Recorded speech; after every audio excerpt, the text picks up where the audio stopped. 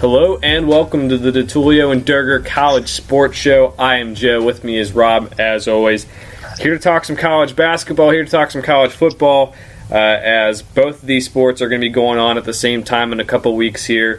First, Rob, how you doing? Good. It's actually a week away. I think by the time people are listening to this, we'll be within that final week before basketball starts up.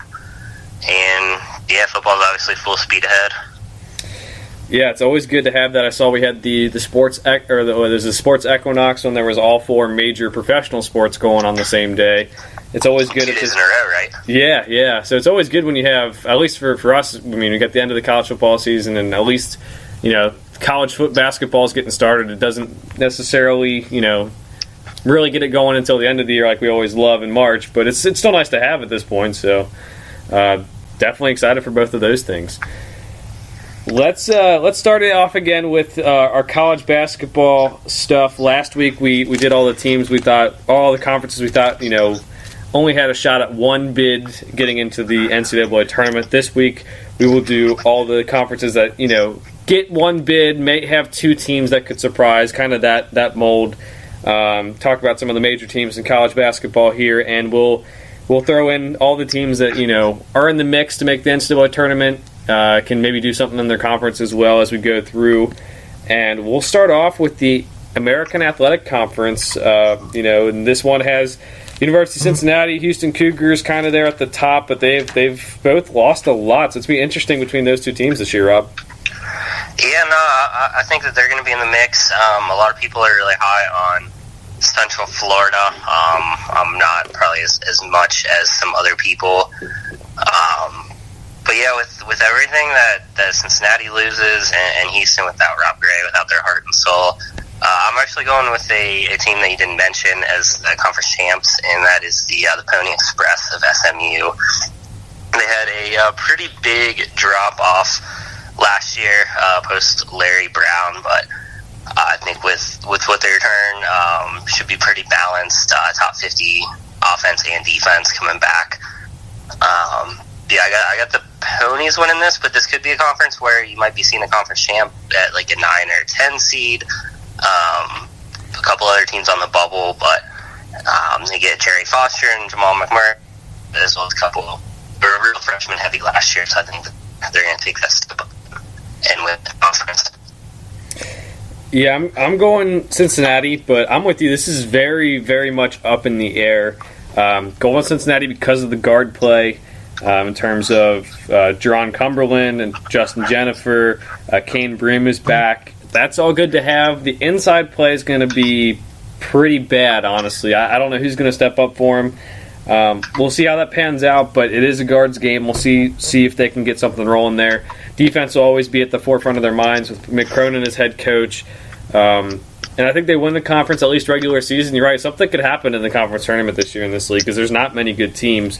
But there are several teams that could be in the mix. You mentioned UCF, and you picked SMU.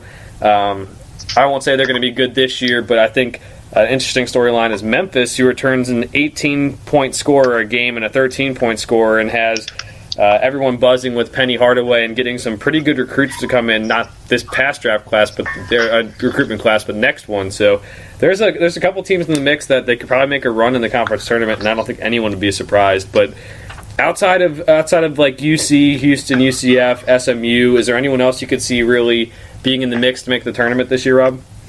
I mean, on paper, they don't look the part at all, but given what Greg Marshall's done at Wichita State, they only have 4 returning players, I believe. Last year, Marcus McDuffie's a stud, but outside of that, they're going to be playing a lot of freshmen. But got to give credit to the program that they got. I'm sure they will reload, but it's probably going to take a year or two for them to get back in the mix. Yeah, I'm with you on that. McDuffie's he's put his name in the draft, at least to see where he was going to be drafted, I think 2 years ago. So interesting that he decides to come back. I don't know where he would have gone in the draft, honestly, but or if he would have been drafted, but comes back and kind of has to help Wichita State rebuild. So that is an interesting storyline here. Overall, for me, I think it's, obviously preseason and everything. I think this might be just like a 2-bid league this year, unless someone steals a bid there. I think it's just not very deep and it's too unsettled. I mean, anything could happen, but for me, I think it's probably a 2-bid league. What about you? I I can see it being 3 or 4. I just don't see those 3 or 4 being, 2, 3, 4, 5, 6 seeds. I see a lot of teams that are going to be kind of coming in around that bubble. But I would say I think SMU, Cincinnati, and Houston will all find a way to get in. UCF, Wichita, Memphis, Temple, just on the other side. Yeah, fair enough. We'll see what happens with the AAC kind of up in the air this year. We'll move on to the A10. This is a conference that has had some success in March, but at the same time, they've lost a couple teams over the past several years. And to me, again, this is another conference where it's, I think, pretty wide open. I've seen St. Louis even be picked to win the conference. To me, it's kind of crazy to think about where the program was just a couple years ago to where they would be now if people are picking them. But Rob, who do you have? I'm going with SLU. The two best teams from last year in Rhode Island and St. Bonaventure both lost a ton. St. Louis has been pulling in some good recruits since they brought in Travis Ford, and they got a senior, Tremaine Isabel, who's a stud. Cartier Gordon is a top 100 recruit. You don't get too many of them coming into Conference USA. I really think it's going to come down, because I do think Rhode Island's going to take quite a step back. I think it's going to come down to them and Davidson. I think Davidson talent with Grady and Goodmanson. Pritchett all back. They got a lot of shooting, but I'm going St. Louis. I think they're going to be kind of young, but I think they do just have the most overall talent in the conference. I'm just flip-flopped with you. I want Davidson over SLU here. As you mentioned, with the talent with Grady and Goodmanson, that's why I'm going with them.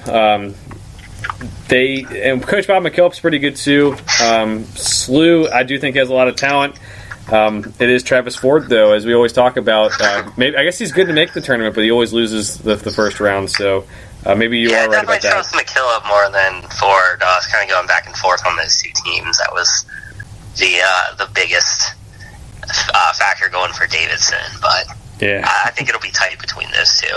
Yeah, and do you think more than one team gets in from this conference this year? Yeah, I think two can. I think it might be a situation where you're going to get, if you don't win the tournament, you might be going to Dayton, but I'm going to say that it actually comes in pretty similar to last year, maybe neither of them being quite as good as what Rhode Island was, but I think two teams in, but not with a whole lot of room to spare. Yeah, I'm with you on that. Those two teams could definitely get in, or if an upset happens in the conference tournament, that could be interesting. But not really looking at any of these teams making a Cinderella run or anything this year. Just don't have the depth or the talent level to do that. We'll move on to the ACC now. A lot of good teams at the top, and obviously they're always a threat to get a lot of teams in. But Rob, who are you going with to win? It's really top-heavy this year. I could see Virginia, Duke, North Carolina. I think that's quite the three-headed monster, and then Miami, Syracuse aren't too far behind.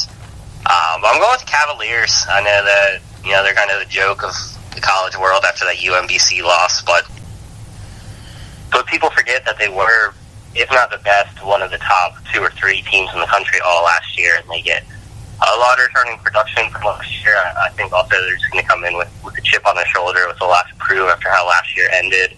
A lot more experience coming back than the other big dogs in this conference. I got the Cavaliers winning the ACC again. I'm actually with you on that. I like their defense, as always. It's unfortunate they had that loss to UMBC for the program, but they are still a solid team. You mentioned just how much they bring back, and it's just a lot of good players.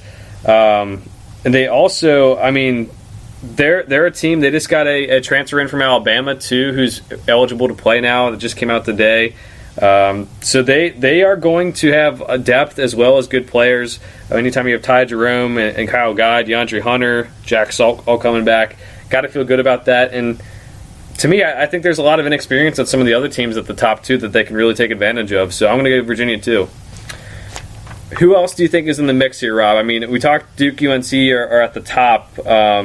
I do see vulnerabilities with both of those teams that make me pick Virginia. But is there anyone else, in terms that we should talk about in terms of who can make the tournament and anything else like that? Yeah, obviously Duke with their recruiting class coming in. They're very young but very talented. pretty much every Duke team in the past decade. UNC, got Luke May back. They're really high on Little, their freshman coming in. So I think they'll both be in the mix. Miami, another team, I think a lot to prove after how last season ended, but Larinaga has built a pretty solid year in and year out program. Florida State's riding high off last year's tournament run. Syracuse as well. Virginia Tech looks like a tournament team. They got to shore up their defense if they want to really take that next step forward and be a second weekend team. And then NC State, I think they're not a super flashy team, but just a real solid ball club. I think they're going to be a tournament team as well. Yeah, I agree with most of those teams. In terms of Duke, you're right, like the freshman recruiting class, interested to see what type of guard play they can get. A lot of those guys they recruited are pretty much just small forwards. See if they can get some guard play to go along Trey Jones, who's also one of their recruits. UNC, I mean, Luke May back, like you said, that's always good. All the teams you mentioned are good. I'll throw in Clemson too as a team. I forgot about them. So they'll. I mean, a lot of people have them in the top 25. They did lose some pretty substantial players in Dante Grantham and Gabe DeVoe, but they should have some pretty good players. I think enough to make the tournament. Well, I don't know how far they'd be able to go. And then I think another interesting team. I don't know if they'll make the tournament, but Notre Dame. I mean, they always seem to find a way to be able to make the tournament with whatever's coming back. Whether it's like two guys coming back that are really key. Losing Matt Farrell and Bonzie Colson is really, really tough with their being senior leaders. But they get back T.J. Gibbs and Rex Pfluger will have to be the leaders. Not much coming back outside of that. But I think they're probably squarely on the bubble at the end of the year. We'll see if they can get in. But that's a team that if T.J. Gibbs takes the next steps, maybe he can lead the team to a tournament run. Yeah, I put them right on the other side just because they did look lost without Colson a lot when he was injured last year. So I don't fully trust what they got coming back. But Mike Bray's a coach you don't really want to bet against. It's like betting against Batman in a movie or something like that with John Rossi instead. And then another team, Louisville on paper don't look like an NCAA tournament team to me, but a lot of excitement with Chris Mack in there. He's a great coach. I think it's going to take him a couple years to get going. Obviously, a lot of distractions with what's going on off the court with that program, but they're a team that wouldn't surprise me to get in the mix. Yeah, I don't know if you mentioned Florida State, did you? Yeah, Florida State's definitely a tournament team. I think they're a top 25 team, so much size and athleticism. Yeah, I think they're in too, and that kind of just leaves, kind of the bottom of the conference of Boston College, Georgia Tech. I mean, we mentioned Louisville, Miami, but those. Other than that, I mean, Pittsburgh. I mean, those are kind of the bottom. I think the other teams are going to have, and Wake Forest as well, are going to have to try to pick up wins over them and not drop as many to them. But you're right. Very top heavy, but they do have some teams that are solid behind them too. Just bottom of the conference might be a little bit rough for some of those teams down there. Yeah, the thing about the ACC, you got really, really good teams at the top, a lot of good teams right in the middle of the pack, but then when you get to the bottom, it gets really bad. Yeah. All right, well, we'll move on to the Big 12 now. Kansas came out as number one in the AP poll. They've won this conference for, 15 years in a row now, so it's getting pretty crazy. But there is a couple of decent teams that are kind of right behind them, including in-state rival Kansas State. Rob, who are you going with? I'm going with the Jayhawks. You can't take them in the Big 12. They're just absolutely stacked on paper with experience. They got the Lost brothers eligible coming in from Memphis. Very talented. Got LaGerald Vick back. Got Quentin Grimes, who's a really highly touted freshman coming in. Just too much talent. A little bit more size than they had last year. The things that they kind of worked around, they won't really have to quite as much this year. I think they're well-deserved number one overall ranking preseason, and everyone's going to be chasing them once again in this conference. I think the FBI is going to win this conference. Bill Self and Silvio De Sousa might be in trouble. No, I'm kidding. Kansas is going to win it if there isn't anything going on with the FBI investigation. You mentioned it, too much talent. They even get LaGerald Vick, who literally said, I'm hiring an agent, I'm gone, and then comes back to school after he didn't hire an agent for the NBA draft. So They got depth on depth on depth. There's a reason they're number one. As long as everything's going at least a little bit smoothly, they should win the conference. Although I do think Kansas State gives them maybe a run for their money. They're really experienced. We saw them in the tournament last year, but they get Barry Brown back. They get Dean Wade back. I think, and Xavier Sneed as well. So I think it's a battle, but I think Kansas wins out in the end because you can't pick against Kansas. It's one of those things. It's almost like LeBron when he was in the East to get to the finals. Like, you just can't pick against it until he leaves the East. So going Kansas as well. What other teams do you think could make the tournament this year, Rob? Yeah, well, you mentioned Kansas State. I think the other team that's going to give them the biggest challenge is West Virginia. Losing Javon Carter hurts because he's kind of the focal point of that defense, and also great ball handler. They're asked James Bolden to kind of take on that role, but their front line's just mean. Issa Ahmad, Kanade back. They're not going to give up many points. So I think that those three are legit top 10, top 15 teams. I really like what Chris Beard's building at Texas Tech. They lost a lot, but they got three seniors I think that are going to be starting this year. Matt Mooney's gonna be the guy for them this year. Another great defense. TCU and Texas were both solid tournament teams that I think are going to be back in very well coached. And then Iowa State, Hilton Magic, tough place to play. They were really young and kind of struggled last year. They get a big-time freshman in Taylor Horton-Tucker. I think he's going to be a stud for them. I think that the Cyclones under Steve Prohm are going to get back in the tournament. Yeah, I agree with pretty much all you said. Those are the teams I'm looking at as well. I won't go too much into there. But I will say I do really like TCU this year as well. You mentioned them a little bit, but going forward this year, I mean, not everyone has them in their top 25 to start the year, and that's fine. But they get Jalen Fisher back. They get Alex Robinson back. They get Desmond Bain back. It sucks that they did lose Kenrich Williams, but at the same and Vladimir, I don't even know how to say his last name. I can't do it. But at the same time, they have a lot of good players coming back. I think they could maybe make a slight run to be right behind Kansas and Kansas State as a not too bad third team in this conference, especially if West Virginia does feel the loss of Javon Carter more than maybe we think. So TCU is a team I'm kind of keeping my eye on this year, and that leaves at the bottom Baylor. That leaves Oklahoma down there as well, Oklahoma State, and that's kind of the bottom of the Big 12. It's still what I think is a pretty solid conference top to bottom, but there are some of the ones you can see are a little more talented because we are talking about a couple teams here that all got 20 wins, or right around 20 wins last year too. Yeah, and none of those three are bad teams. It's just someone got to be at the bottom of this conference. Oklahoma was basically Trae Young and nothing else last year, so we'll see what they got without him. Oklahoma State doesn't have a whole lot of size, so I think that's going to catch them. And Baylor, Scott Drew is they've kind of fallen off the past couple of years, but I do still think Scott Drew is a really good coach. So another team not great looking on paper, but I wouldn't be too surprised if they made a bit of a run. Yeah, I could see that definitely too. So that is the Big 12. We are going to the Big East now. This is a conference that's been dominated by Villanova.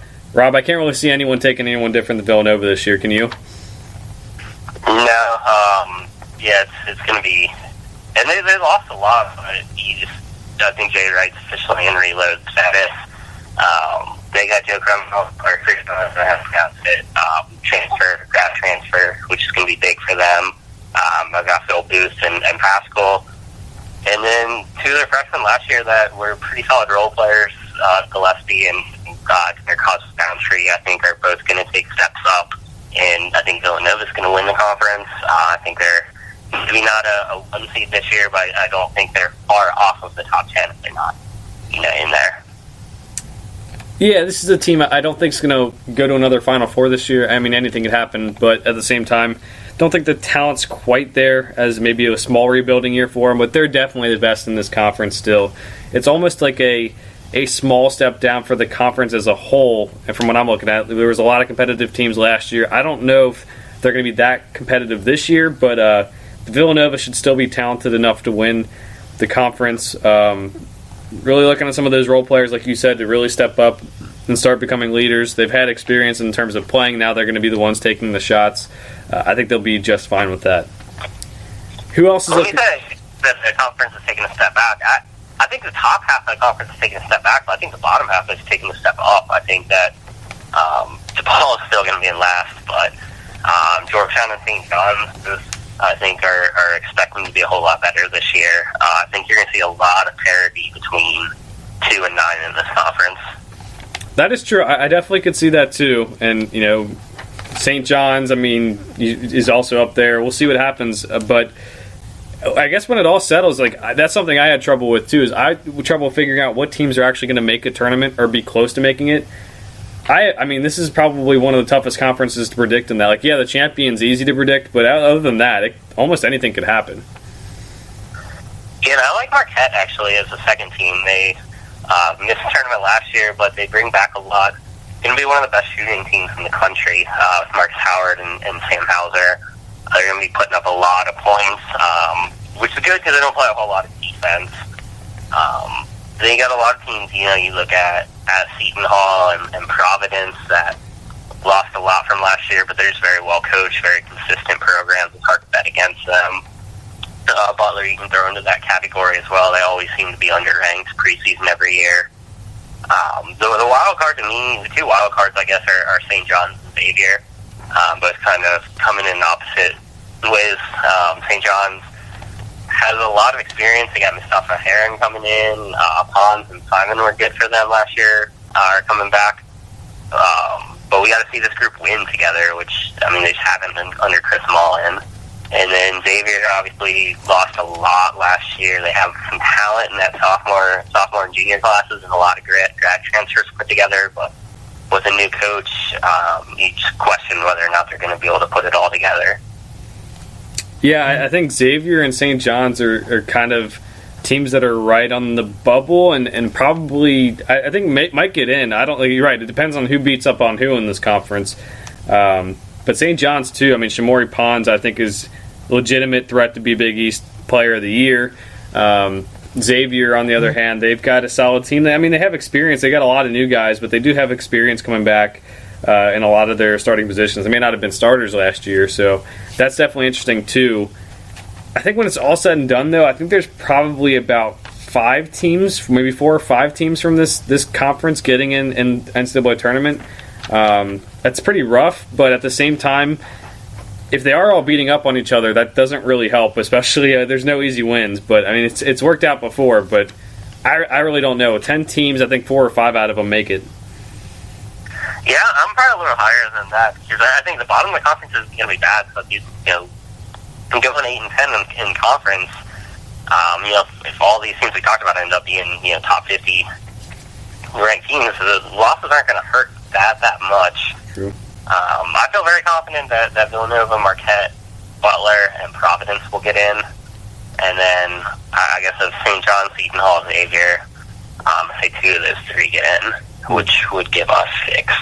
Yeah. We'll see how that all plays out. Definitely an interesting year in the Big East, as you were mentioning. Could be a variety of different things going on behind Villanova, but both of us have Villanova taking the title. Let's go to the Big Ten now. And this is another conference, I think, that has at least a little bit of turnover. A lot of stars are gone, whether it's Purdue seniors, Miles Bridges from Michigan State, Keita Bates-Diop out of Ohio State. So, it's not going to be the same old in the Big Ten this year, but it might be some of the same favorites from the past years maybe winning the conference. Yeah, throw Mo Wagner in of those missing pieces from last year, but I got Michigan State winning this conference again. Obviously, they lose Miles Bridges, but they had so many good role players around him last year. Nick Ward is a guy I think is going to really kind of fill that void as their go-to player. But you get Winston and 2 upperclassmen in the backcourt. Some good freshmen coming in. I know Marcus Bingham's a big guy that they like a lot. It's just hard to bet against Tom Izzo as well, so I think the Spartans are going to win the Big Ten. I'm with you on that. Really want to see Cassius Winston and his time on the ball this year. Really going to have the ball in his hands a lot now that Miles Bridges is gone, but I think he has a chance to take a huge step forward. He did lead the Big Ten in assists last year, so it's not going to be like he's taking over too much more than he's already done, but it's going to be fun to watch him as what I think is maybe the best passer in college basketball. No one else comes to mind quite yet, but might get someone down the road here. So I have Michigan State as well. What other teams are you looking at here, Rob? Yeah, people aren't super high on them, but I am this year. I think Purdue lost a lot, obviously last year, but they do bring back Carson Edwards, who I think he's going to be first-team All-American this year. I think he's one of the best, maybe even the best returning player in the country. I think he's an absolute stud. You have a big-time transfer coming in, Evan Boudreaux, who they're expecting big things from. He lit up to Ivy League last couple years. And then you got another 7'3" Goliath and Matt Harms. I think Purdue, I think they came in like right at the back end of the top 25, but I think they're going to be more around that like 13, 14, 15 range once we get going. And then Michigan as well, I think, is the other team that is going to be most in the mix. They got Matthews, Simpson, and Poole back from last year's team. I'm really excited to see what Poole's going to look like coming into the sophomore year. Obviously hit that huge shot last year. And then is Ignas Brazdeikis, probably butchered his name, another Canadian big guy that's really hyped up. Beeline, again, a guy you just don't want to bet against. So I think those are going to be the top three again this season.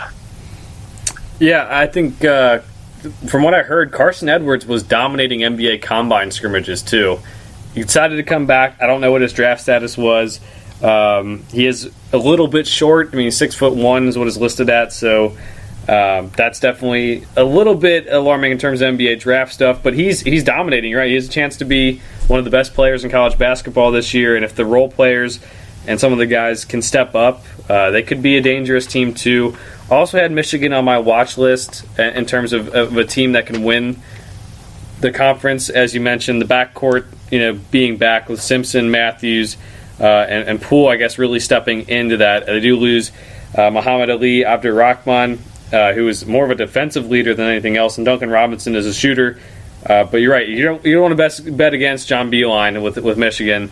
Those are the three teams I think that can really compete for the title. But I think there's other teams that are good enough to make the tournament too.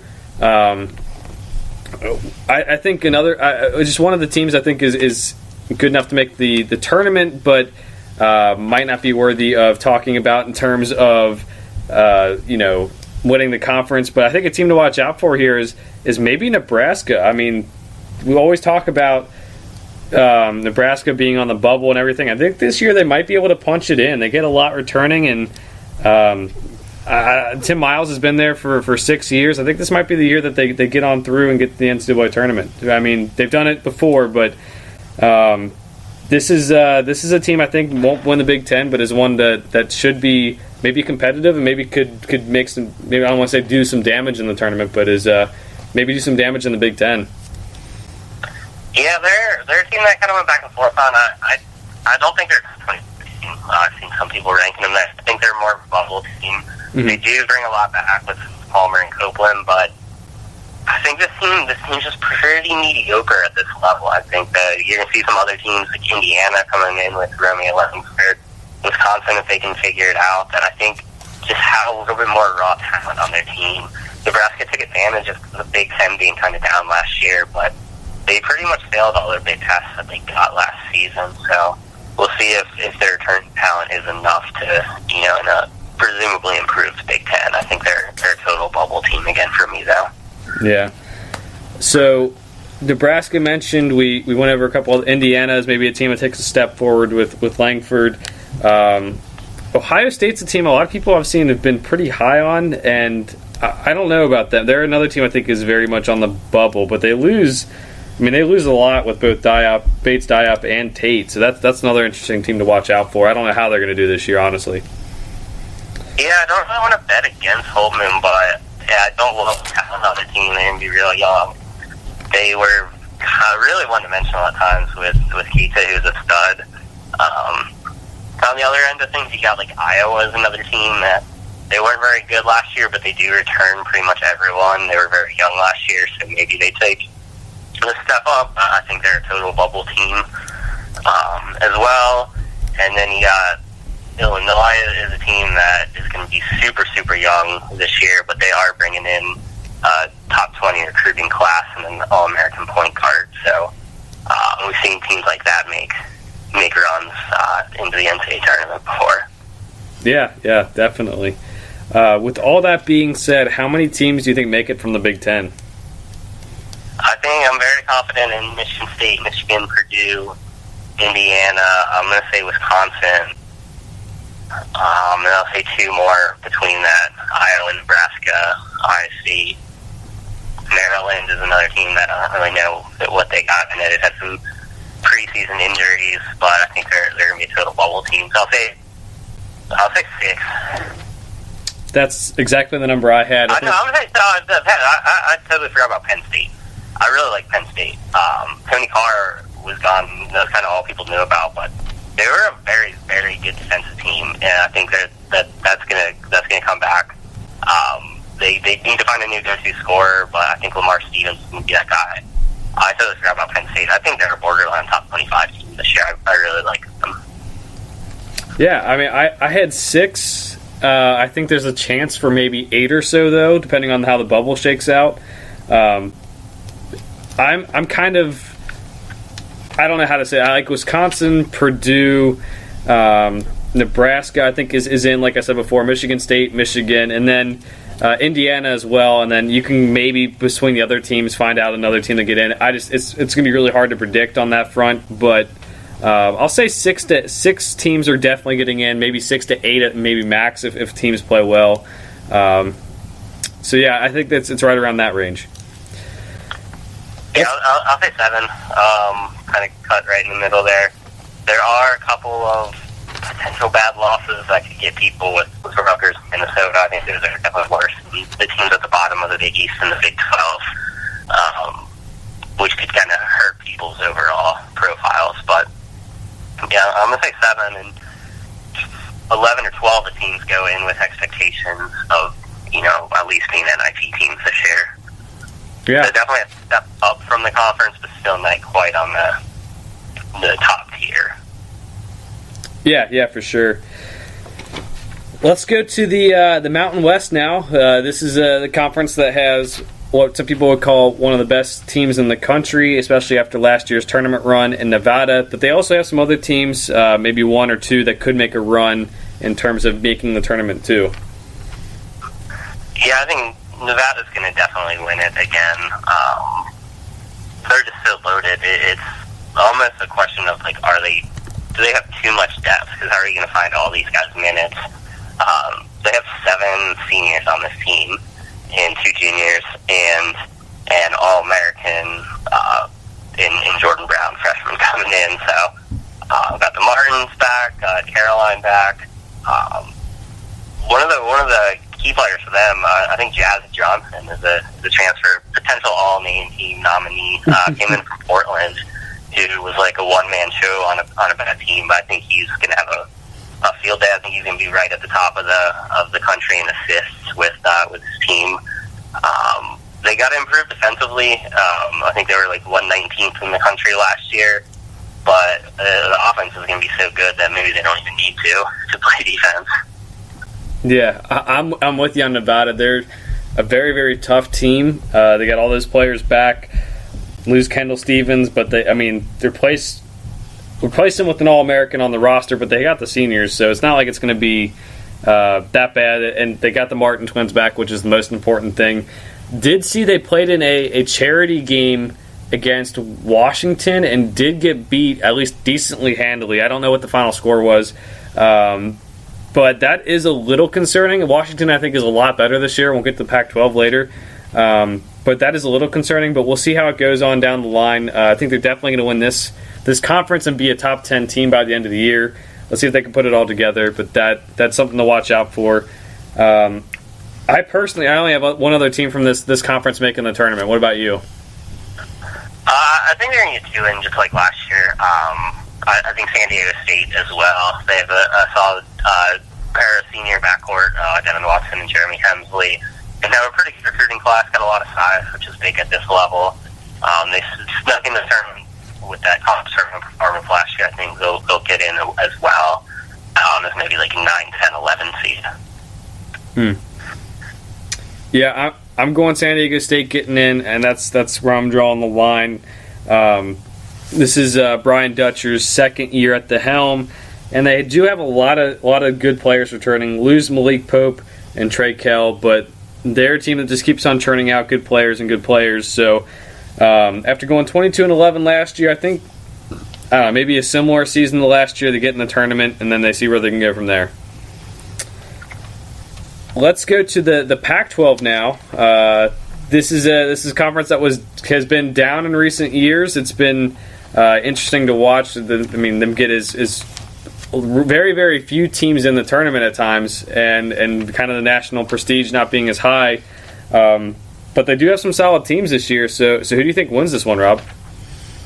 They actually got shut out in the NCAA tournament. Did not win a game in it the whole year. Yeah, I'm gonna go bold and say that they will win at least one tournament game this year.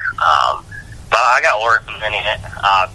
Bol coming in, I'm very excited for him. I mean, he's a 7'2" freak athlete who I think is going to dominate this conference. Got Peyton Pritchard running the show. I think they're going to have a big bounce back year and win the Pac-12. I agree with you. I think Oregon does it. Peyton Pritchard, like you said, I think has a very, very good year. And the other players will just kind of fill in. Like Bol is going to be a matchup nightmare. They got Paul White coming in from Georgetown. I think they're the class of the Pac-12. And after them, I think it's a lot of fighting in between teams, but ultimately I think Oregon comes out on top. What other teams kind of excite you from the Pac-12, Rob? Washington I think they're the only other top 25 team. You mentioned their performance in a charity exhibition. I don't think too much stock into exhibitions, but a lot of talent on there. I mean, people forget that. Look at what Romark had bringing in, like, top 25 recruiting classes. Now you got Mike Hobson coaching them up. You got 4 seniors that are really good.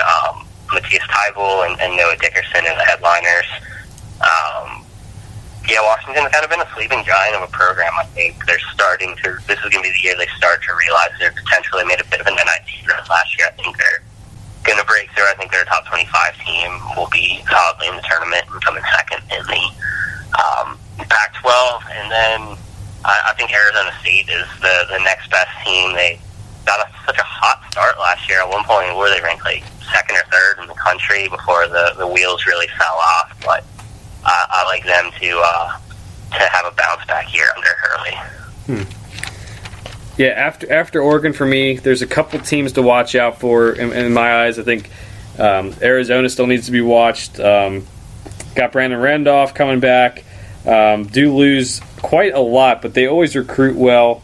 Justin Coleman will play a decent role here. Chase Jeter, the transfer, Chase Jeter is going to play a big role on this team. We'll see if he can. They're going to have very high expectations on him because they're very thin in the front court. Yeah, exactly. Well, I mean, we'll see what happens. I don't know, but I think Arizona's always a team to watch out for at least. Other than that, I think UCLA took a big hit when Sharif O'Neal was going down for the season. He won't be able to play this season as he recovers from injury. But they have some decent players. I don't know what they can do. USC gets Benny Boatwright back. That's a huge win. Still some things to figure out in the backcourt. Ultimately, I guess what I'm saying is there's a lot of teams with a lot of problems. Utah is another team that, again, it's very hard to see how well they're going to do, but they're a solid team. I think they can make the tournament, but you're right. I think Washington's the team to watch out for besides Oregon most of all. And then at the bottom, I mean, I think it's got to be Oregon State and Stanford, maybe Colorado right above them. Washington State and Cal. Washington State and Cal. Very bad too. That's right. Yeah, I didn't miss them. Washington State's probably the worst Power 5 or Power 6 or however many towers you want to do school. I think Colorado and Utah are two pretty similar teams where they weren't very good last year, but they were really young. They bring a lot back. We'll see if that's enough. But, yeah, I think profile-wise, when we start comparing resumes, the bottom of this conference is just going to drag everyone's computer numbers down and limit the number of teams that can get in. So I think it's going to be like a 4-bid league this year. Yeah, I was going around 5, and it felt too high. Like, as much as Pac-12 has done the last couple of years, it's just – I don't see it. I don't know. I don't know who gets left off, but there's going to be a team that's going to be griping at the end of the season, and you're right. It's going to be because of their conference schedule more so than anything else. So I'll stick with the 5. Not very confident in that, but I think there may be some room for some of these teams to grow.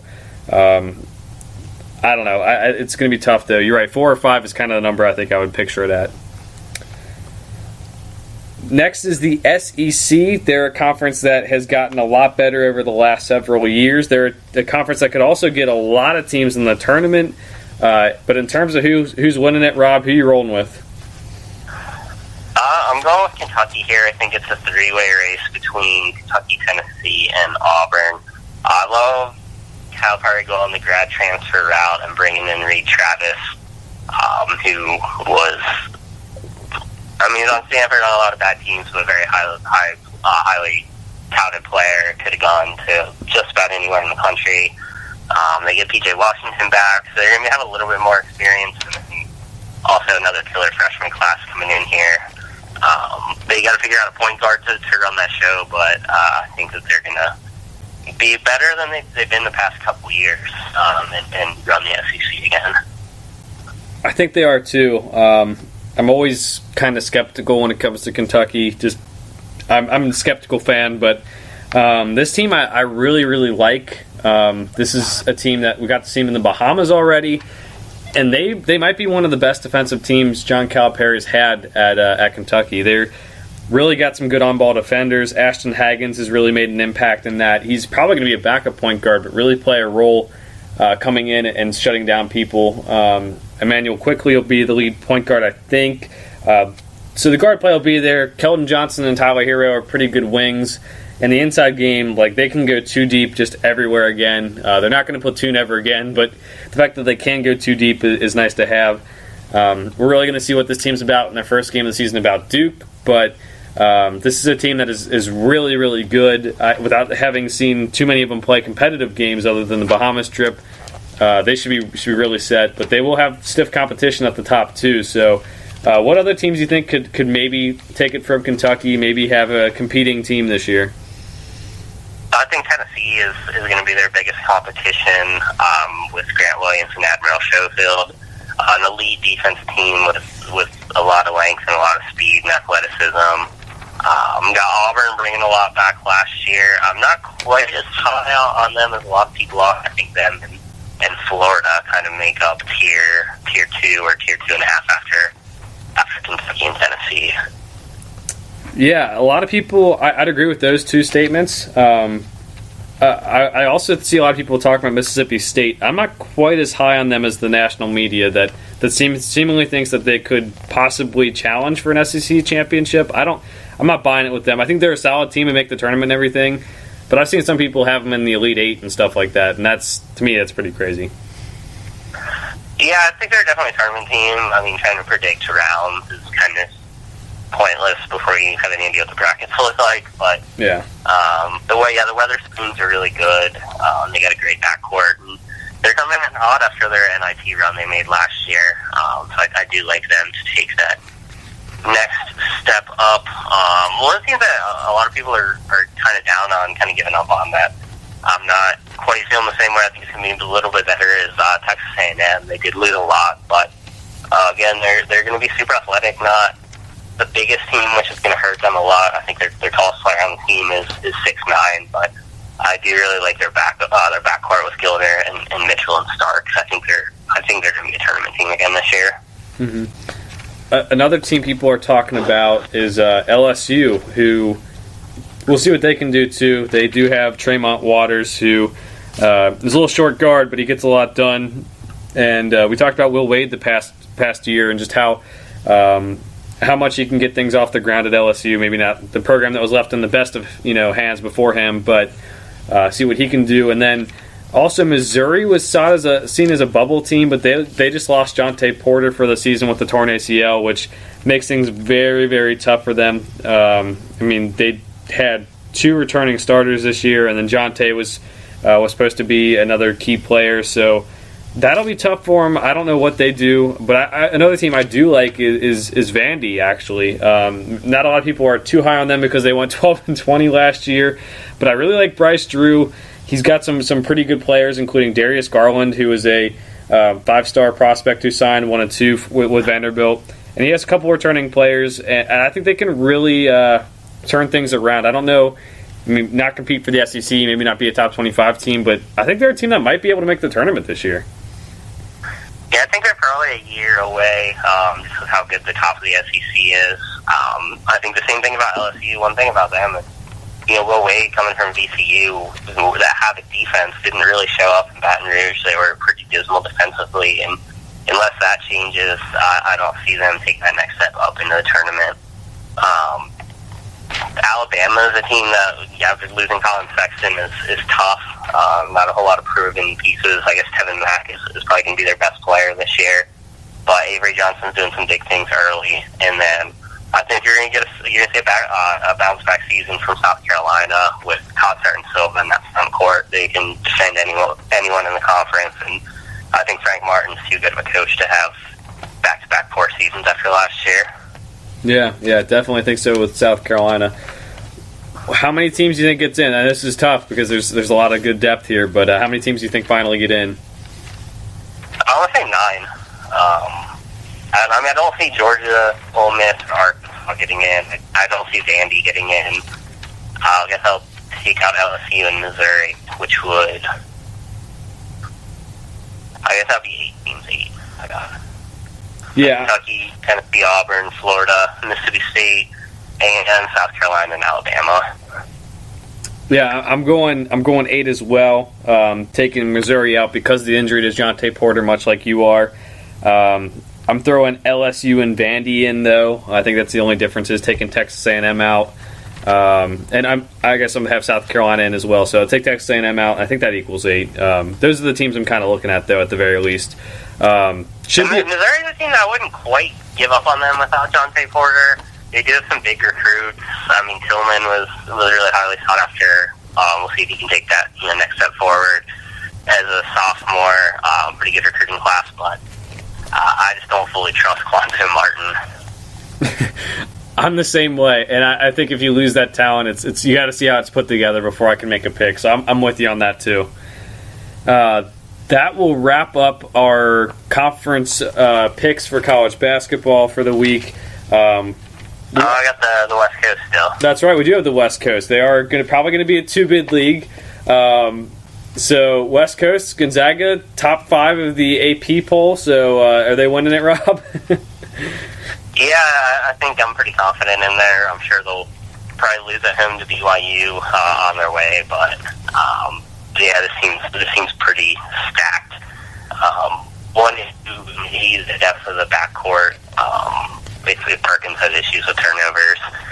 But they have a grad transfer in Gino Crandall, who was best player in North Dakota last year. They've done pretty well implementing them. But their front court's pretty nasty with Brandon Clark getting eligible and Hachimura and Tilly. Yeah, I think they'll win the conference pretty easily. I think so, too. One of the best teams in the country yet again. Mark Few just keeps it rolling. You mentioned everything that probably needs to be said. Just a lot of depth, a lot of good players. I honestly, I don't think I have too many bad things to say about them. I think they're a team that could compete for the Final Four. So Gonzaga is my champion as well. Do you think BYU or St. Mary's can get in the tournament? I think BYU is going to get in this year. St. Mary's lost a lot with Landau, especially. They have a big backcourt with Jordan Ford. Thought it was interesting that they replaced one Australian center named Jock with another Australian center named Jock and Jock Perry, which is pretty impressive, but I think they're going to take a step back. Their non-conference schedule didn't exactly do them any favors either. But I think BYU is going to get in. I really like Yoeli Childs. He's a freak athlete that kind of plays the floor for them, and they got some sharpshooters, and TJ Haas and Nick Emery, who I think have each have like 5 or 6 older brothers that have all played at BYU and all look the exact same and play the exact same. But I think this is a make or break season for Dave Rose, and I think their offense is going to get into the tournament. Yeah, I'm going with BYU getting in. St. Mary's going out as well. TJ Haas coming back. That'll be huge for BYU, and honestly, a lot of good starters returning. So a team that probably should make the tournament, and I think Dave Rose gets it done this year again too. So that's 2 teams for both of us from the WCC, unless you have a dark horse out of here. I'll give one dark horse, but just pretty much for an excuse to get some all-name team nominees. At San Francisco, under Coach Kyle Smith, this is his third year. They've won over 20 games. Each of his first 2 seasons, I think if anyone's going to break that top 3 stranglehold, which since BYU joined the conference, they've been in the top 3 in some order every year. But yeah, I mean, 2 of their best players are named Frankie Ferrari and Jimbo Lull. I really just wanted an excuse to name drop those 2 guys, but I think they're 4th place, maybe an NIT team. All right, there we go. San Francisco, watch out for the Dons. So that will wrap up Frankie Ferrari has a young. I'm disappointed because he's a senior. His younger brother Vinny is committed to them next year. So that I was hoping that they'd have the 2 Ferrari brothers playing together, but oh man, it'll be 8 years of riding Ferraris for the Dons when Vinny's come and gone. Now, if that person is an heir of the Ferrari fortune, driving a Ferrari around campus, that has to make his fellow student athletes who can't make money enough to pay for a Ferrari a little bit jealous, I would have to think. Yeah, I'm not sure. I'm not sure about all the players. I'm guessing that the University of San Francisco, that would probably put him like in the middle of the pack for family wealth at that school. That's probably true. All right, well, so that'll wrap up college basketball now. We're going to come back next week, keep on doing college basketball as it's about to start up. But that's kind of our conference previews. Come back next week with some more national previews and everything like that. For now, we're going to turn our focus back over to football, as that is right in the thick of everything right now. We've cut down a little bit on what we're going to do since we've done so much basketball today. So we'll just do 2 teams of the week each, and then we'll get to our picks for the week. So, Rob, who's your first team of the week? I mean, the team of the week was obviously the Purdue Boilermakers. Everything about that game was just what makes college football great, in my opinion. A bunch of guys that should have been given no shot. DJ Knox and Rondale Moore were studs. You know, every storyline was there. The linebacker getting a pick 6 who wasn't offered by Ohio State despite growing up in Columbus. Everything about Tyler Trent was heartbreaking to see, but so cool that he got to see it and see a win. Easily the biggest win of the Jeff Brom era, field storming. It was definitely the Boilermakers' day in college football last week. Yeah, I'll go with maybe the second biggest story, and that is Washington State. College game days there. Everyone's going nuts. The city of Pullman runs out of Fireball to sell. State of emergency. And weed. And weed, right. And Mike Leach gets it done. Gardner Minshew has a great game with 323 yards, 4 touchdowns. They upset Oregon at home. And I think now, they're right in the thick of the Pac-12 North race. Pac-12 has just about under 1% chance of making the playoff. If the team makes the playoff out of the Pac-12, it almost has to be Washington State. I don't even know if it's possible, but they jumped all the way from 25 to 12 in the AP poll, I think, or 25 to 14 in the AP poll, which is a good start. And maybe this is just me holding on to hope, but I would love to see Mike Leach in a college football playoff and all those media days and everything. Like I said, under 1% chance that happens, but at the same time, that'd be pretty cool. Washington State gets the team of the week, stays alive, Pac-12 North, and get some good games coming up down the road too. They get Stanford this week, so that'll be interesting too. Rob, who's your second team?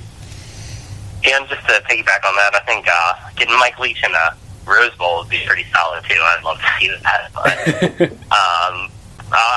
going with Michigan, obviously 2 teams that absolutely despise each other, and it didn't end with the final whistle. Going from the coaches back and forth, some tweets from Chase Winovich taunting Michigan State writers. It was everything you look for in a rivalry, but the story of the day to me was just that Michigan State defense. They dominated the Michigan defense. They dominated Michigan State.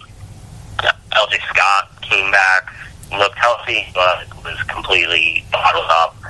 Actually finished with less than a yard per carry, 23 carries for 15 yards, and Brian Lohr, he was 5 for 25 passing. So not going to win a whole lot of games with those stats. Their only highlight that the Spartans were able to have was when Darryl Stewart Jr. threw a wide receiver pass for a touchdown. But Chase Patterson has a game manager, but they get over 200 yards and didn't really make any mistakes. And Michigan all of a sudden after a lot of questions, and they lost to Notre Dame there in the driver's seat in the Big Ten. Yeah, that'll be fun to watch the game at the end of the season. I'm kind of cheating here, but I got two teams that are the second team of the week. It's the Tigers. Clemson Tigers, first of all, blew out NC State. Trevor Lawrence looks pretty good, and the defense is great, and looks like they won't have any competition in the ACC that's really threatening. And then LSU pretty much stomps out Mississippi State, won 19-3. So not much more to add there. Mississippi State's now 4-3. LSU 7-1, get a week off before Bama, so we'll see how that goes. It's very nice of the SEC to stagger the rivalry games, as we have the world's largest outdoor cocktail party this weekend, and then next weekend we get Bama versus LSU. So that'll be both fun to watch, but that's kind of the way I cheated to get two teams of the week there. So that's our recap of last week. Kind of a down week. There were a couple big moments, like you mentioned, with Purdue and Washington State there. But overall, not a whole ton of good games. We'll move on to this week now, going forward. And we'll start off with our upset pick, Rob. Hey, I hate to say this because I was pumped to see them finally get in the rankings, but I think App State is going to go down. They're going down to Statesboro. It's going to be lit national TV on Thursday night, and they're going to be playing a very under-the-radar Georgia Southern team that is quietly sitting at 6-1 with their one loss being at Clemson, a game where their defense played well, and I think that's going to be a story of their game. I think their defense is going to hold Appalachian State in check, one of the best in the country. Big game at home, tough atmosphere. I think it's going to be a close game. I think Georgia Southern is going to upset them. I think it's going to be a close game, too. It should be fun. I'm going App State, though. They have, I believe, the 5th-ranked offense, scoring-wise, in the country, the 11th-ranked defense. And they did play Penn State this year, took them to overtime. I think maybe losses are a loss, but I think they showed how competitive they can be. So I'm going to go Appalachian State. That should be a pretty fun game, as you mentioned. And we have to bring it up as much as, we have already talked a lot. But Appalachian State, if they win this game, I think first of all, I think they win. But if they do win, I think they're better than UCF. I texted you this earlier today because I got a little bit upset with UCF's AD tweeting out stuff about being disrespected and whatever. And, he doesn't play anyone. But I think App State, there's some group of 5 teams out there that are better than UCF. I think App State is one of them. You mentioned Utah State, too. I think them and Fresno State are that's kind of what the Mountain West is looking like it might end up being.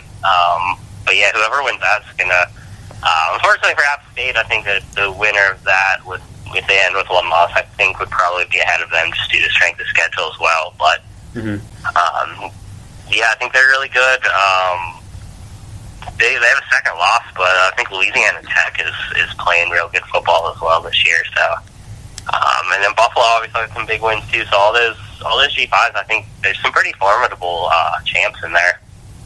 Yeah, definitely agree on that. You mentioned Louisiana Tech. That's going to take me to my upset pick. Louisiana Tech is actually an underdog on the road at Florida Atlantic. At least 3. I think it's 2.5 to 3.5 points, somewhere in that range.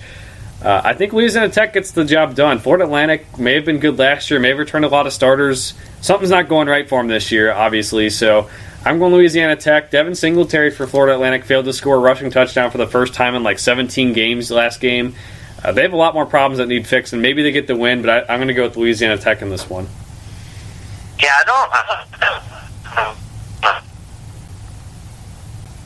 they just haven't shown anything this year. To me, Louisiana Tech, the UAB is a team I think is going to win the Conference USA this year, but Tech's a solid squad too. All right, so both got Louisiana Tech in that upset. We'll go to our regular picks now. Games starting a little bit earlier and earlier. We're getting Fun Belt earlier, but we'll start with the Big 12 game a little bit earlier in the week. Baylor at number 13, West Virginia. Yeah, I got West Virginia at home. Tough place to play. Late night game. They're going to be burning some couches. Yep, I'm going West Virginia too. Make it easy. Will Greer's just going to be too good.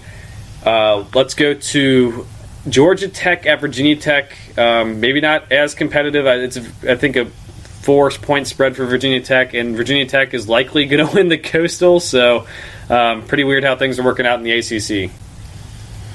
Yeah, I wish I could like swap these and put this on ESPNU and let App State and Georgia Southern be on ESPN, but it's not the way it works. Well, I'm going with Virginia Tech. I think it might come down to the battle of the Commonwealth State for the division at the end of the year. Yeah. I'm going Virginia Tech too. I'm going talent here. Like, they just have a lot more talent than Georgia Tech. I could totally see Georgia Tech winning a weird weekday game, but I'll go Virginia Tech. Yeah, this is the kind of game where they pull an upset, but yeah. I'm not picking it. All right, we'll move on to another ACC game. Let's go Miami at Boston College. Both teams kind of battling. Miami going from quarterback to quarterback with Nkosi Perry and Malik Rozier. It should be at least a competitive game between the two. Yeah, I'm picking A.J. Dillon and the Eagles ground game. Another one of those games that's just real tough, but I'm taking the home team, especially Friday night up in Boston. Going to be pretty chilly. Miami, boys, I got the Eagles knocking them off. I'm going Miami. The defense, I think, is really good. That's what I'm going with. A lot of guys who are going to be hearing their names called on the NFL draft night. BC is really good too, but I think they shut down the running game and get the win. But this is a game probably not to watch the quarterbacks because it's going to be pretty bad quarterback play. Let's go to Indiana at Minnesota. This one, Indiana, we talked about a team that's going to struggle for a bowl eligibility. They might actually get there this year. I think they will. I mean, they've been competitive in losses to good teams. I mean, they had Penn State kind of on the ropes last week, just weren't able to get it done. But Michael Penix is out for the year, so it's going to be all Peyton Ramsey. But I'm not a big believer in Minnesota. They're 0-4 in the Big Ten. I think they'll get 0-5. I got Indiana too, and then likely making a bowl game as well. Minnesota might not win a big game this year. They don't get Rutgers. That's true. Yeah, that's true. I mean, it does suck. I mean, they lost, like we always talk about, lost their two best players too, so it kind of sucks. But even with them, they don't look like they'd be that much better. So definitely rough for them not getting to play Rutgers. You're right. Number 23, Utah at UCLA. UCLA is on a winning streak now. Yeah, but Utah's a lot better than the teams that they beat. We talk about their defense. They're finally in their rankings. They've been playing good football up to the past couple weeks. I think they keep it going with a road win. I've got Utah. Crazy to me that the Pac-12 South is so messed up that UCLA is like a half game back from the lead right now. But Utah gets the win. More tough physical team. I think this one they can wrap up pretty easily. Utah probably might take the win the South at this point too. I think so too. Every week, but yeah, I think they are too. South is so weird. I don't know. Let's go number 2, Clemson at Florida State. Used to be a big game, maybe not as big this time around. Yeah, it feels weird to see this one kicking off at noon, but yeah, Clemson's going to crush them. Yeah, Clemson here too. Number 20, Wisconsin at Northwestern. I got the Wildcats in an upset. They had a rough start to the season, but they're playing pretty good football right now. Just do not trust that Wisconsin defense at all. They're pretty soft up front. I think Northwestern is going to take advantage and pull it off. I can't pick Northwestern. I may have chosen what was it? Them to beat Rutgers by more than 20 points. They won by 3, and that was harmful for me. So I'm going to go Wisconsin. I think it's closer than the experts think, but I think Wisconsin wins. So that'll be nice this week. Let's go down. Is it weird that I think that Northwestern's going to win the Big Ten West? That's bold, man. They got to beat Iowa too. Yeah. Yeah, well, it could happen. I mean, or Iowa, if Iowa takes another loss too. That's true. Because they still got a couple tough games. That'd be a good case study. When was the last time someone beat Rutgers by 3 and still were able to go to the conference championship game? Probably never. I don't know. Yeah. Well, considering what Rutgers hasn't been in the conference championship game for very long. True. We'll check the Big Ten West race. There's another game coming up that could affect it here in a little bit. We'll be picking, but now let's go Texas Tech at Iowa State. I got Ames Magic. I'm just not betting against Cyclones in Jack Trice Stadium. Texas Tech's a good team, improved defense, but Cyclones are on the roll at home. I think they keep that going. I'm going with Tech. Passing offense, I think, gets the job done. You're right, Iowa State is very tough to play at home. Texas Tech is a team that is a little bit up and down this season, but I think they get back up for this one. Purdue, after the big upset win, takes on Michigan State in East Lansing. Yeah, and I got them crashing back down to earth. Always tough to bounce back from a really emotional win like they had, now having to go on the road. I think that Spartan defense is going to slow them down just enough to get a close win. I think so too. This physical game, and I think Ohio State's had their flaws kind of exposed. I don't think Michigan State's going to let their flaws get exposed, so I'm going to go Michigan State in this one. All right, let's go Kansas State at number 8, Oklahoma. I got Oklahoma here. Kansas State finally got in the win column earlier in the Big 12, but this is not quite on this level. Their offense, Oklahoma's defense might not look that terrible. Mm-hmm. Yeah, Kansas State won't be able to take advantage of that bad defense, so I'm going Oklahoma too. The Big Ten West kind of effect here, I kind of mentioned earlier, could have an effect on this one. Number 18, Iowa, at number 17, Penn State. I mean, obviously it's not a Big Ten West matchup, but it is, if Iowa loses, it does affect the standings. Yeah, I really like the way Iowa's been playing. They, blew out Indiana and Maryland. Not the greatest teams, but the way they looked against them was impressive. I'm going to hedge my pick that I just had with Northwestern. I do think Iowa's actually, looking at the schedule, going to win the conference, but Nate Stanley's playing really good football for them right now. I think they go on the road and beat Penn State. Yeah, I'm going Iowa too. Defense is really good, as usual.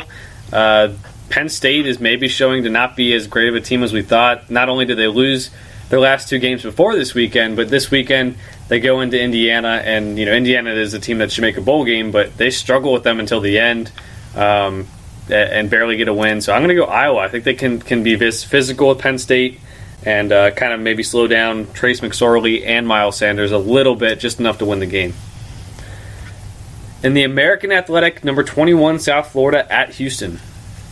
I got Houston at home here. South Florida struggled a lot with UConn at home last week. I just don't trust them. They've had so many close calls with bad teams. I think Houston's actually going to blow them out. They have a great offense with Derek King.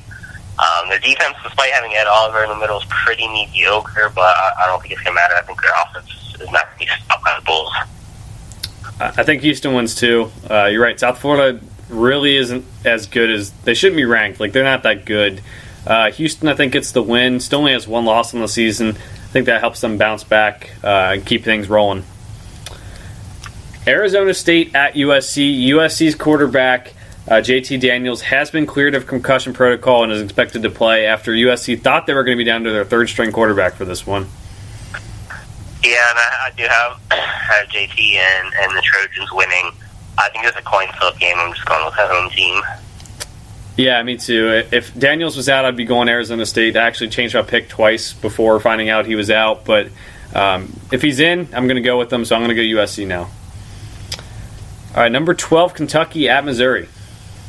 I got Kentucky here. Probably the best analogy I have is that non-conference Drew Lock has DirecTV, and SEC play Drew Lock has cable. Yeah, Missouri yet to win a game in the SEC. Kentucky, I think they are a 6.5-point underdog, but I think they can. That's ridiculous, by the way. I could see Missouri being favored, but giving them a touchdown is crazy. I think so too. The Kentucky's a physical team. I think Josh Allen's going to get enough pressure on Drew Lock to get the job done on that side of the ball, and I think they'll be able to run the ball pretty well against Missouri too. So I'm going to go Kentucky on the road, which likely sets up a pretty big Kentucky-Georgia matchup next week. So that'll be interesting. Let's go to number 14, Washington State, at number 24, Stanford. And I got Washington State here. I think I'm just sipping that Cougar Kool-Aid, but I just got some great mustaches. They're growing up in Pullman. Gardner Minshew keeps making plays, and their defense is a fantastic. Bryce Love was back last week, but really hasn't put up that great of stats so far this year. I think that Cougar defense is going to keep him in check. Yeah, the defense really impressed me last week. For as much as the offense did, the defense holding Oregon to 20 points is pretty good. So I'm going to go Washington State too.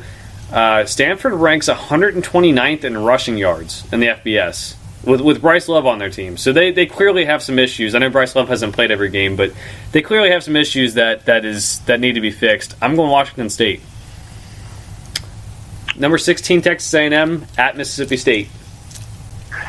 I'm going A&M here. Kind of surprised at their road underdogs. They just keep looking better and better in every game. I really feel like under Jimbo Fisher, and Mississippi State can't throw the ball, so I got the Aggies on the road. I have them too. Texas A&M's 2 losses still are just Alabama and Clemson. It might stay that way for a while. It'd be kind of crazy, but they could realistically finish the year 9-3 or so. That's not bad for a first year under Jimbo Fisher. So I think they win this one. Number 22, NC State at Syracuse. I think this is one of the more underrated games of the day. I think it's going to be a bounce back for NC State. A lot of points are going to be put on the board, but I think the Pack have a better defense, a much better defense than Syracuse. I think that's going to be the difference. Yeah, I think Ryan Finley bounces back from his bad game against Clemson. It's almost like playing a game on Madden mode, all Madden mode and Madden, and then coming back and playing a game on, not like the easiest difficulty, but like just like an average one. You get a lot better. It's a lot easier for you. So NC State wins the game. All right, number 3, Notre Dame at Navy. Actually, it's in San Diego. Yeah, it's in San Diego, big Navy base, but I mean, this is a 2-5 Navy team. This is the Navy of the past decade or so. Yeah, Notre Dame for me too. Should win pretty big. Always tough though. You never know with Notre Dame playing down the level of competition. Number 6, Texas at Oklahoma State. This is my upset pick of the day. I'm going to Oklahoma State. They're coming off of a bye, late game at home. I think they're going to be playing, but he's a little bit banged up. I think this is going to be a bounce back game to the Cowboys and they're able to. Yeah, I thought about doing this, but I ended up going Texas. I think the defense really makes a difference here. I think it is very close, definitely worth watching late at night, but I'm going to go Texas to win the game. Stay in the college football playoff picture, too, so that is definitely an interesting one. All right, number 19, Oregon at Arizona. I'm taking Oregon here. I'm not even sure what's going on with Arizona's quarterback situation, but such a crazy drop-off from last year. The Ducks are going to crush them. Yeah, it's kind of funny. A lot of people were so high in Arizona, and I can't blame anyone for being that way. We were too, but I mean, it's I don't know. I don't know how you get from one extreme to the other. They're another day. They're only half game back in the Pac-12 South, right? Yeah. so if Khalil Tate finally finds his magic or whatever and is healthy, then hey, they got a shot. I'll tell you what, Rich Rodriguez and Rod Smith are looking like football geniuses right now. Oh yeah, yes they are. All right, let's go to the game day game for the week. We have number 9 Florida at number 7, or I guess against number 7 Georgia in Jacksonville, Florida. As always, should be a very, very good matchup this season. As it's usually maybe one team a little bit better than the other, but this one should be pretty evenly matched. Yeah, both teams are in the top 10. It's been a while since we've had a game with this high stakes, but I'm going with the Bulldogs. I think it's going to be low scoring. I just trust Fromm a little bit more than Felipe Franks, and that Bulldog running game with Holyfield and Swift and those guys is eventually going to break through and get a couple scores. I think Georgia by a touchdown. Same way of thinking there. Got Georgia. Again, it came down to 2 good defenses. I'm trusting Fromm in the offense a little bit more to win the game, and this should definitely put Georgia right where they want to be. They win this game. They still only have that one loss, and realistically could go to the SEC championship with the win this week, and the next week they play Kentucky, who are their only really competition. So Georgia gets the win and then gets to play Kentucky on maybe CBS 3:30. So that'll be a fun game for any Kentucky fans out there, and Georgia fans, I suppose. That's going to take us to the ESPN College Game Day guest picker. It is in Jacksonville, but it features Florida and Georgia. Rob, who are you taking this one? I want to say, first of all, that I think you nailed it with Tim Tebow. I think that's going to totally be him. But I want the Florida-Georgia line. They're not on tour right now, just with their name. ESPN loves their country music singers. They're probably buddies with Kirk Herbstreit in Nashville. But yeah, I like your pick a lot better. Yeah, I saw SEC Nation and College Game Day were going to the same spot. SEC Nation being the show that Tim Tebow's on, and I was thinking he's from Jacksonville. He played for Florida. It's too good to be true. My only concern is if they really just say, you're on SEC Nation. We're not going to do that. We're not going to send you across the parking lot and send you on game day or whatever. But it should be Tim Tebow. Like there's no doubt about it in my mind. Like it should be Tim Tebow. I went with it. We'll see what happens. Also considered maybe Herschel Walker or something like that. I don't really know where else you could go with it. Maybe Danny Werfel, but I mean he's not really a big star anymore, but he definitely was. Yeah, Spurrier too, I guess, could be it. I think that other, scenario, I could see them like bringing a former Georgia player, like you mentioned, Herschel Walker, and having like one player from each team. Mm-hmm. Obviously, no shortage of stars, or I guess I don't know if like they would do some sort of like just merging the SEC Nation with the game day guest picks and having like Marcus Spears do it too. But they could do like they could put put it on both stations on SEC Network and College Game Day, and get Paul Feinbaum's picks and all that stuff too. That would definitely be pretty cool. I mean, they could probably leave him up. I'd be okay with that, but it definitely should be Tebow. Yeah, I'm rolling with him. We'll see what happens. I need to get a guest picker right this year still. It's been a tough one, but we'll see how that goes. Any other final thoughts on college football for the week, Rob? I don't think so. All right, then we will wrap it up here. Again, a reminder, we'll be back next week as we preview the college basketball season even a little bit more with some of our top teams and everything else, and get ready for the season. Come back for college football, go over everything in college football, including the committee's first rankings, I believe, come out next week. So we'll be going over those too, most likely, seeing how those rank out. But for now, thanks for listening. We'll see you next week.